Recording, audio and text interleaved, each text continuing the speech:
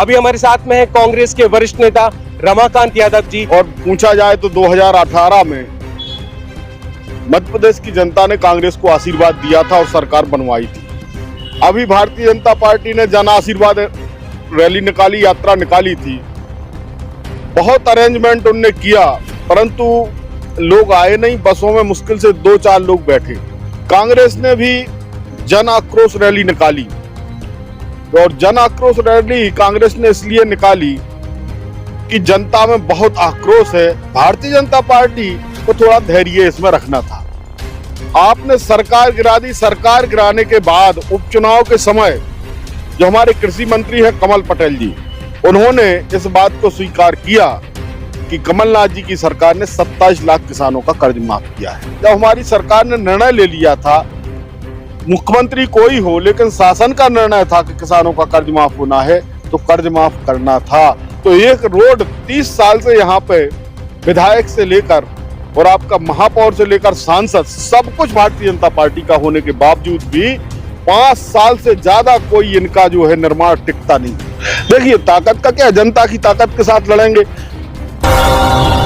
देशभक्तों ने देश को आजादी दी और भ्रष्टाचार ने देश को बर्बादी। क्योंकि जब जब भ्रष्टाचार होता है तब तब गरीब रोता है, तब तब आम जनता रोती है। नमस्कार, मैं हूं आपके साथ में भूपेंद्र सिंह और आप रिपब्लिक सागर मीडिया के साथ हैं। मध्य प्रदेश में कुछ ही समय में विधानसभा चुनाव होने वाले हैं। मध्य प्रदेश में 230 विधानसभा सीट हैं, जो कि 10 संभागों में बटी हुई हैं। जैसा कि आपको जानकारी है कि भारतीय जनता पार्टी अपने उम्मीदवारों की 2 सूची जारी कर चुकी है, जिनमें से पहली सूची में 39 प्रत्याशियों के नाम घोषित किए थे और दूसरी सूची में फिर उन्होंने 39 प्रत्याशियों के नाम घोषित किए। पहली सूची में सागर जिले की बंडा सीट से वीरेंद्र सिंह लोधी का नाम घोषित किया और दूसरी सीट में सागर जिले की देवरी विधानसभा सीट से ब्रिज बिहारी पटेरिया का नाम घोषित किया। सागर जिले में वैसे 8 विधानसभा सीट हैं, जिन पर 6 पर भारतीय जनता पार्टी है तो 2 पर कांग्रेस है। अभी बुंदेलखंड की राजनीति में काफी घमासान मचा हुआ है। कई राजनेता अपनी दावेदारी 8 विधानसभा क्षेत्र से ठोक रहे हैं। अभी हमारे साथ में है कांग्रेस के वरिष्ठ नेता रमाकांत यादव जी, जो सागर विधानसभा क्षेत्र के प्रबल दावेदार हैं। सर, बहुत बहुत स्वागत है आपका हमारे चैनल में। धन्यवाद। बहुत जो 2023 की विधानसभा का चुनाव है, इसमें आपको मध्य प्रदेश की स्थिति कैसी लग रही है? देखिए, मध्य प्रदेश की स्थिति कांग्रेस के लिए बहुत अच्छी है। इसलिए अच्छी है कि कांग्रेस मुख्य विपक्षी पार्टी, और पूछा जाए तो 2018 में मध्य प्रदेश की जनता ने कांग्रेस को आशीर्वाद दिया था और सरकार बनवाई थी। अभी भारतीय जनता पार्टी ने जन आशीर्वाद रैली निकाली, यात्रा निकाली थी। बहुत अरेंजमेंट उनने किया। ग्राम पंचायतों से सचिव, उप सचिव, आंगनबाड़ी और जो भी सरकारी संस्थान है, उनका दुरुपयोग करके व्यवस्थाओं का, और बसों में लोगों को भरवा के, और जहां उनकी रैली होती थी वहां उनको बुलाने का प्रयास किया, परंतु लोग आए नहीं। बसों में मुश्किल से 2-4 लोग बैठे। कांग्रेस ने भी जन आक्रोश रैली निकाली, और जन आक्रोश रैली कांग्रेस ने इसलिए निकाली कि जनता में बहुत आक्रोश है। और हमारे यहाँ बुंदेलखंड के क्षेत्र के प्रभारी श्री अरुण यादव थे, जो पूर्व प्रदेश अध्यक्ष हैं मध्य प्रदेश कांग्रेस कमेटी के। उन्होंने अपने भाषण में कहा कि भारतीय जनता पार्टी को क्षमादान रैली निकालना चाहिए। आपने इतने वायदे जनता से किए और जनता उन वायदों में फंसती गई, और जैसे तैसे करके 2018 में जनता ने आपसे मुक्ति पाने का प्रयास किया, और जब प्रयास किया तो आपने कुछ विधायकों को खरीद के और कांग्रेस की सरकार गिरा दी। तो इस तरह हम इस बात को देखते हैं कि जनता में 2 बातों का विशेष असर है। एक तो जनता के बीच में जाओ तो जनता कहती है कि 5 साल कम से कम कमलनाथ जी की सरकार चलने दी जाती तो परिणाम सामने आते कि कांग्रेस कैसी सरकार चलाती है। और भारतीय जनता पार्टी को थोड़ा धैर्य इसमें रखना था। आपने सरकार गिरा दी। सरकार गिराने के बाद उपचुनाव के समय, देखिए, पहले हम इस वायदे पे आए थे सत्ता में 2018 में कि हम किसानों का कर्जा माफ करेंगे। विधानसभा के अंदर जो हमारे कृषि मंत्री हैं कमल पटेल जी, उन्होंने इस बात को स्वीकार किया कि कमलनाथ जी की सरकार ने 27 लाख किसानों का कर्ज माफ किया है। अब जब उपचुनाव हुआ, सरकार गिरी, तो उसके बाद मध्य प्रदेश के मुख्यमंत्री श्री शिवराज सिंह चौहान ने भी यह वादा किया था कि जो बकाया किसानों का कर्ज है वो हम माफ करेंगे। लेकिन फिर कहने लगे कि हम कर्ज माफ नहीं करेंगे, जो ओवर ड्यू हो गया है वो माफ करेंगे। जब हमारी सरकार ने निर्णय ले लिया था, मुख्यमंत्री कोई हो लेकिन शासन का निर्णय था कि किसानों का कर्ज माफ होना है, तो कर्ज माफ करना था। आज आप 4 लाख करोड़ के कर्ज में मध्य प्रदेश को डुबा दिया है, तो ये पैसा जा कहां रहा है? आप निर्माण कार्यों की जहां तक बात करते हैं कि हमने बहुत निर्माण किए हैं, तो निर्माण कार्यों की जो गुणवत्ता है वो बहुत कम है। ऐसा स्थिति, यदि हम सागर नगर के बारे में उदाहरण के तौर पर बात करेंगे, तो एक रोड 30 साल से यहाँ पे विधायक से लेकर और आपका महापौर से लेकर सांसद, सब कुछ भारतीय जनता पार्टी का होने के बावजूद भी 5 साल से ज्यादा कोई इनका जो है निर्माण टिकता नहीं है।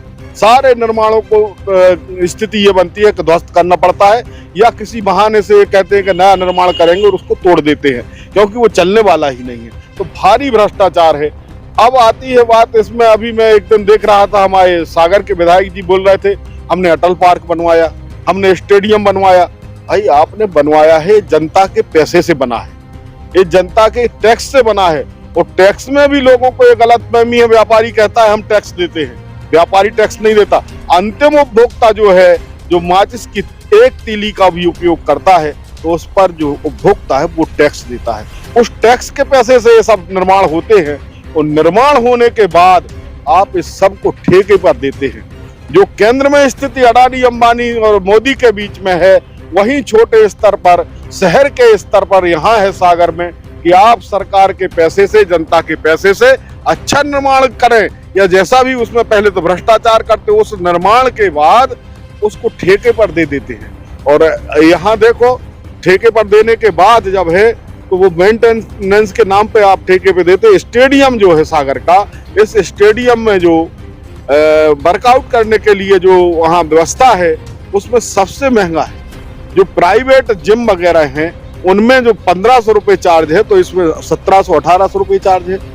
जबकि सरकारी जो व्यवस्थाएं होती हैं, लोक कल्याणकारी, लोकतंत्र में जनता का ज्यादा ध्यान रखा जाता है। लेकिन जनता का ध्यान नहीं, दिखाने के लिए आप विकास कर रहे हैं, लेकिन वास्तव में जनता को उसका लाभ नहीं मिल पा रहा है। हमारा आरोप है कि ये केवल भ्रष्टाचार के लिए काम करते हैं, गरीब जनता के लिए इनके मन में कोई पीड़ा है नहीं। गरीब वार्डों में जाके आप देखो, कहीं रोड चौड़ीकरण नहीं हुआ, यदि हुआ तो पूरे शहर में होना था।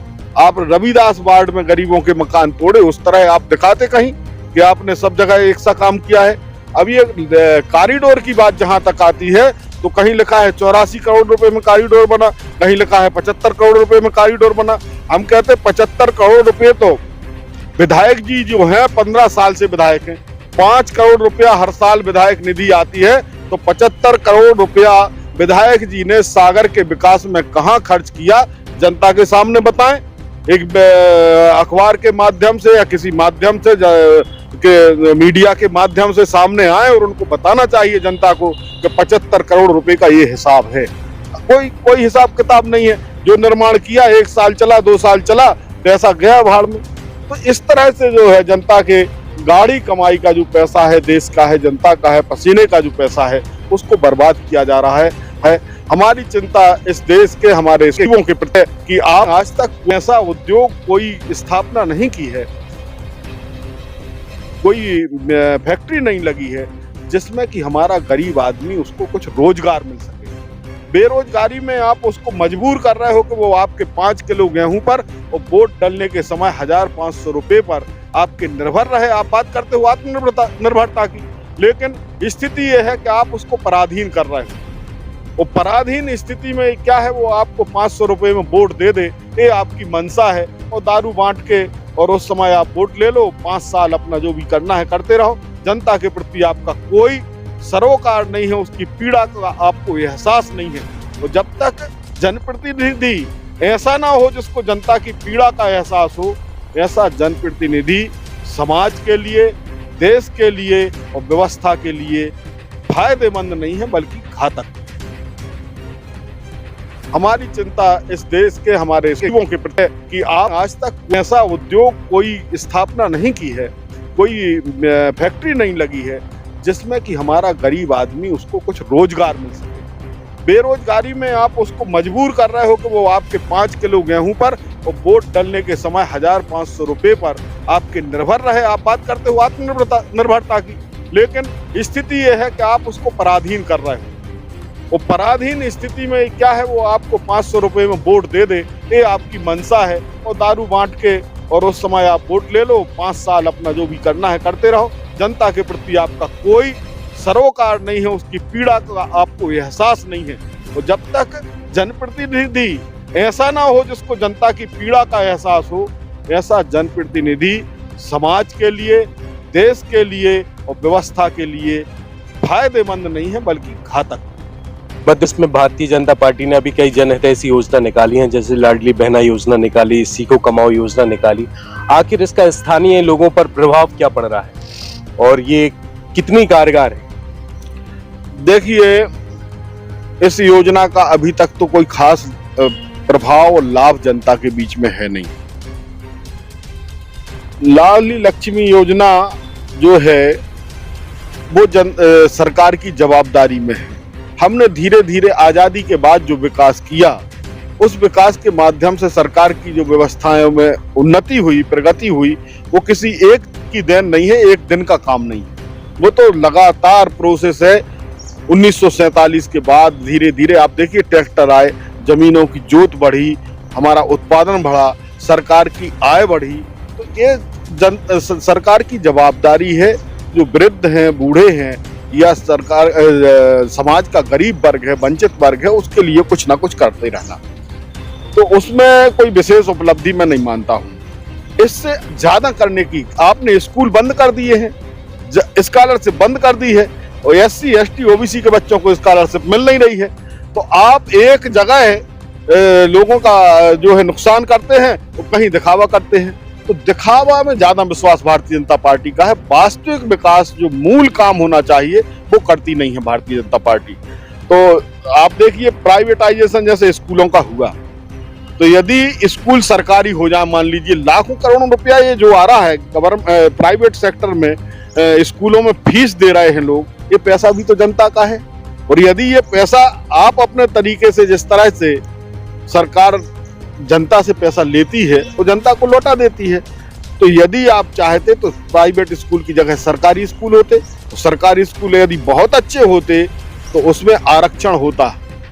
तो ये भारतीय जनता पार्टी की नीयत अनुसूचित जाति, जनजाति, पिछड़ा वर्ग, इनको मुख्य धारा से काट के रखना है। इसलिए हमेशा प्राइवेटाइजेशन की तरफ जाते हैं। रेल का प्राइवेटाइजेशन किया और सारी चीजों में कहते क्या हैं, देखिए मैं एक उदाहरण के माध्यम से समझाना चाहूंगा, कहना चाहूंगा अपनी बात को, कि कोई कहता है कि भाई मेरा मकान अच्छा नहीं बन पाया है, तो एक दूसरा ठेकेदार आता है तो वो कहता है साहब हम आपकी समस्या हल करेंगे। तो लोगों को 2014 में लगा कि शायद जो कमी रह गई है शासन के दौरान, कांग्रेस के शासन में, उस व्यवस्था को ये सुधारेंगे। तो जो ठेकेदार आया उसने कहा हम आपका मकान सही करेंगे, उसने मकान सही नहीं किया, मकान को ही बेच दिया। बोले हम आपकी समस्या हल करेंगे, तो इस तरह से हल कर दी कि आपका मकान लीकेज था तो लीकेज को नहीं सुधारा, हम उस मकान को ही बेच के आपको फ्री कर दे रहे, आपकी समस्या खत्म हो गई। तो इस तरह से जो बात है, BSNL जैसे हमारे राष्ट्र का इतना बड़ा जो है सेक्टर था, आज भी टावर सारे BSNL के हैं, किराए पर जियो लिए हैं और जियो उससे कमाई कर रहा है और BSNL फेल है। तो उनने कहा कि भाई आप 2014 में आए थे व्यवस्था सुधारने। आज भारतीय जनता पार्टी कहती है कि हम विश्व की सबसे बड़ी पार्टी है। यदि विश्व की आप सबसे बड़ी पार्टी हो, राष्ट्रभक्त पार्टी हो, राष्ट्रहित आपके लिए सर्वोपरि है ऐसा आपका कहना है, तो यदि राष्ट्रहित सर्वोपरि है तो हर बीजेपी के कार्यकर्ता से लेके नेता को BSNL का मोबाइल चलाना था, BSNL का सिम चलाना था। जब उसके इतने अधिक ग्राहक होते तो अपने आप वो सफल हो जाता। लेकिन आपको जियो को सफल करना है तो BSNL को फेल कर देते हो। तो इस तरह से देखिए, एक होता है दिखावा और एक होती है आदमी की नीयत। तो इनकी जो नीयत है वो जनता के प्रति ठीक नहीं है। ये जनता के ऊपर, गरीब जनता के ऊपर बड़ों का शासन लादना चाहते हैं, पूंजीवाद लाना चाहते हैं।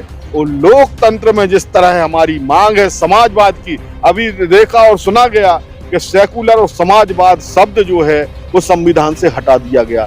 समाजवाद जो शब्द है वो इतना महत्वपूर्ण है हमारे देश की जनता के लिए कि उसके बगैर उसका जीवन जो है दूभर हो जाता है। समाजवाद है तो आपको सरकारी रोड है, समाजवाद है तो आपके लिए सरकारी स्कूल है, समाजवाद है तो आपको सरकारी चिकित्सा व्यवस्था है, समाजवाद है तो आपकी सुरक्षा की व्यवस्था है।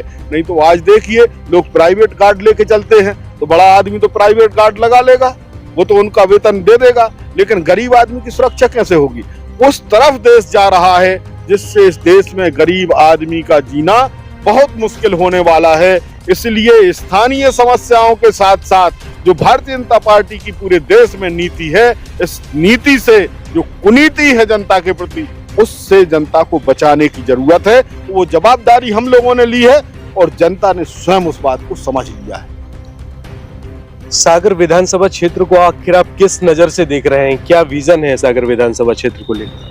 देखिए, सागर विधानसभा क्षेत्र में जो स्थिति पूरे प्रदेश की है उससे अलग सागर विधानसभा क्षेत्र नहीं है। लेकिन यहाँ स्पेशल यदि कोई चीज है तो वो स्पेशल भ्रष्टाचार है। यहाँ 1680 करोड़ रुपया स्मार्ट सिटी के लिए आया था। उसमें चूंकि सागर में बड़ा प्रभाव रहा भारतीय जनता पार्टी का, तो यहाँ से 3 मंत्री हैं। 2 मंत्री पहले से थे और सरकार गिराने वाले हमारे गोविंद सिंह जी राजपूत वो मंत्री बन गए। तो 3 मंत्री, यहाँ का विधायक भी 3 बार का है, वो भी मतलब सोचते हैं कि भाई हम पीछे कैसे रह जाएं। तो इनका कमाई में कंपटीशन है कि कैसे ज्यादा से ज्यादा भ्रष्टाचार करके ज्यादा से ज्यादा पैसा हमारे पास कैसे आ जाए। ये काम सागर में हुआ है। तो सागर विधानसभा क्षेत्र में आम जनता बेचारी परेशान है। वो परेशान जनता जो है, जिसके पेट भरने में जो लगा हुआ है, वो सोच नहीं पाता है सोच। हम जाके देखा और बात की लोगों से, तो उन्होंने कहा भैया क्या करें, हम अपने में लगे हैं, मजदूरी मुश्किल से मिल पा रही है और 5 किलो वो अनाज मिलता था वो भी कम हो गया।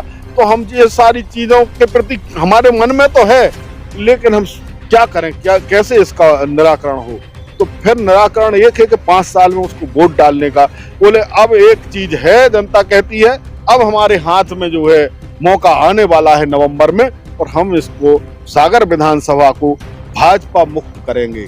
जो भाजपा कहती है कांग्रेस मुक्त नहीं, अब देश भाजपा मुक्त होने जा रहा है। उसी क्रम में सागर विधानसभा क्षेत्र भी भाजपा मुक्त होने वाला है। कांग्रेस पार्टी बोल रही है हम इस बार 150 प्लस लीड मारेंगे, और वहीं भारतीय जनता पार्टी इस बार बोलती है 200 पार करेंगे। ऐसा क्यों है? देखिए, भारतीय जनता पार्टी 200 पार का नारा, एक तो उसका कारण है कि वो यदि दिखाएगी कि हम हार रहे हैं तो और कम स्थिति हो जाएगी, तो और कम ना हो जाए सीटें, इसलिए वो सोचते हैं कि हम कहते ना कि हम जीत रहे हैं। यदि जीतने की स्थिति होती तो 3 केंद्रीय मंत्रियों सहित 7 सांसद ना उतारते। एक राष्ट्रीय महासचिव बड़े लेवल का जो व्यक्ति है, माननीय हमारे कैलाश विजयवर्गीय जी, उन्होंने कार्यकर्ताओं के बीच, भारतीय जनता पार्टी के कार्यकर्ता की बैठक में कहा कि मुझे चुनाव नहीं लड़ना था, मैं तो सोच रहा था कि जाऊंगा और सभाएं करके आराम से अपने घर रहूंगा, लेकिन एक स्थिति है हेलीकॉप्टर से जाऊंगा, कार से जाऊंगा, जनता को संबोधित करूंगा, लेकिन अब कौन जाए जनता के हाथ जोड़ने। उनने कहा वो लीक हो गया, वीडियो बन गया। तो भारतीय जनता पार्टी का चरित्र ये है कि वो कहते जनता के हाथ जोड़ने कौन जाए। मतलब इनके मन में जो है जनता के प्रति कोई एहसास जो होना चाहिए कि ये हमारा देश है, ये सारी जनता हमारी है। एक जनप्रतिनिधि, एक नेता को ये जरूरी है कि वो उसको समझे, लेकिन इसको आप सैंपल मान सकते हैं भारतीय जनता पार्टी का। ऐसे ही सारे लोगों का सोच है कि हाथ जोड़ने कौन जाए किसी भी तरह से। हम 200 पार किया, वो तो 230 है, नहीं तो उससे ज्यादा भी कह सकते थे। तो क्या है स्थिति कि वो सोचते हैं कि हम ईवीएम में कुछ करेंगे, पैसे बांटेंगे या शराब बांटेंगे। अब जनता इसमें आने वाली नहीं है। कई बार क्या होता है कि 1-2 बार सफल हो जाता है कोई गलत व्यक्ति गलत विचार के साथ, तो उसको लगता है कि हम हमेशा सफल होंगे, लेकिन वो बात है नहीं। जनता ने समझ लिया है कि तुम्हारी कथनी और करनी में भारी अंतर है। दूसरा, ये योजनाएं जितनी आ रही हैं, एक योजना 2019 में 2016 में 8 नवंबर 2016 को नोटबंदी हुई थी। 8 नवंबर 2016 को जब नोटबंदी हुई तो उससे क्या हुआ, जनता का पैसा जो था वो सरकार के पास पहुंच गया, बैंक में पहुंच गया, और जब बैंकों में पैसा पहुंच गया तो जनता के पास में जो है, बाजार में जो है लिक्विडिटी कम हो गई, तरलता पैसे की कम हो गई। तो जब तक आप जनता के बीच में तरलता नहीं बढ़ाएंगे, पैसे का प्रसार नहीं करेंगे, तब तक उसकी क्रय शक्ति कम हो जाती है, और जब क्रय शक्ति कम हो जाती है तो उसमें बाजार के सारे काम रुक जाते हैं, फैक्ट्रियां रुक जाती हैं, मजदूरों को काम मिलना बंद हो जाता है। तो इस सब का व्यवस्था 2016 में नोटबंदी हुई। ये मुद्रा संकुचन जब हुआ तो 2019 में न्याय योजना राहुल गांधी ने कहा था, यदि हमारी सरकार बनती 2019 में तो न्याय योजना के माध्यम से 6,000 रुपया महीने प्रत्येक परिवार को हम देते।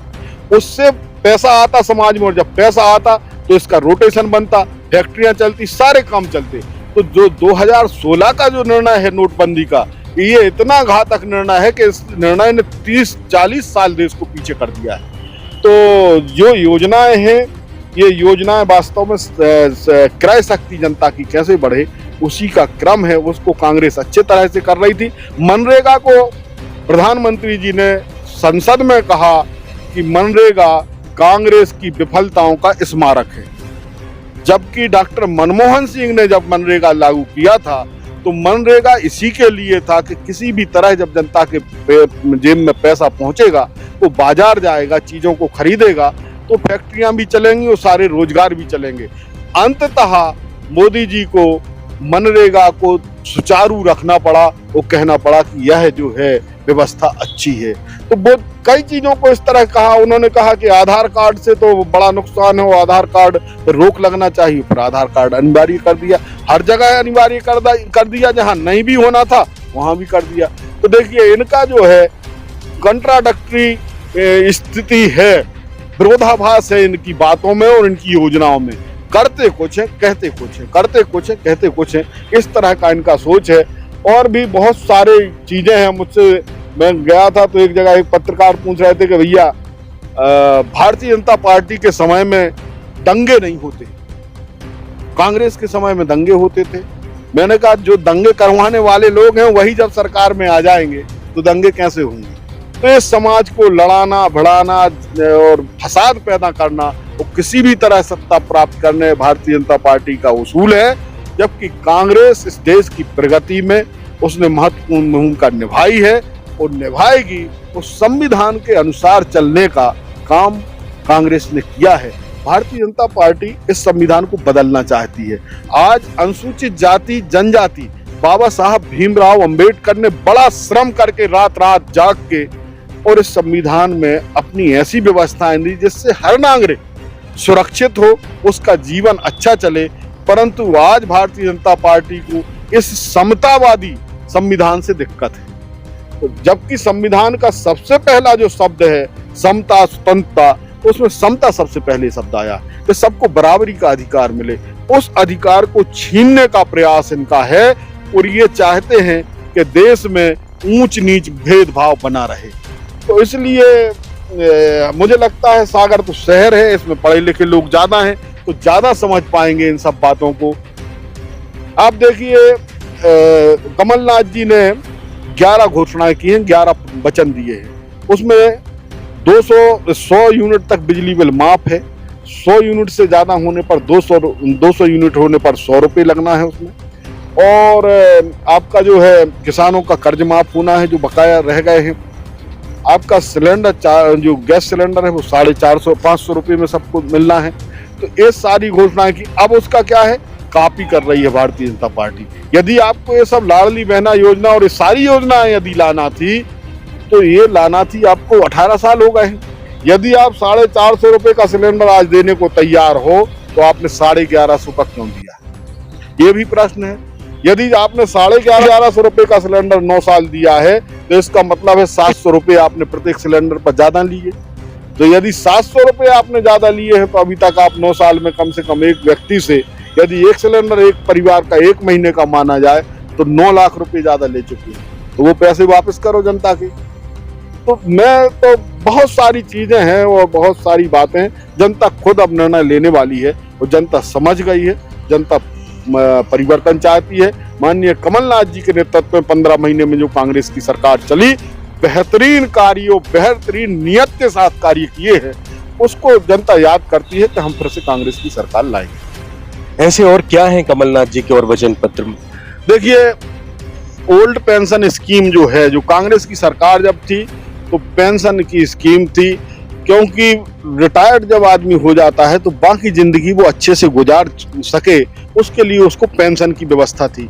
अटल जी ने पेंशन बंद कर दी थी और इनने नौकरियां बंद कर दी हैं नरेंद्र मोदी जी ने।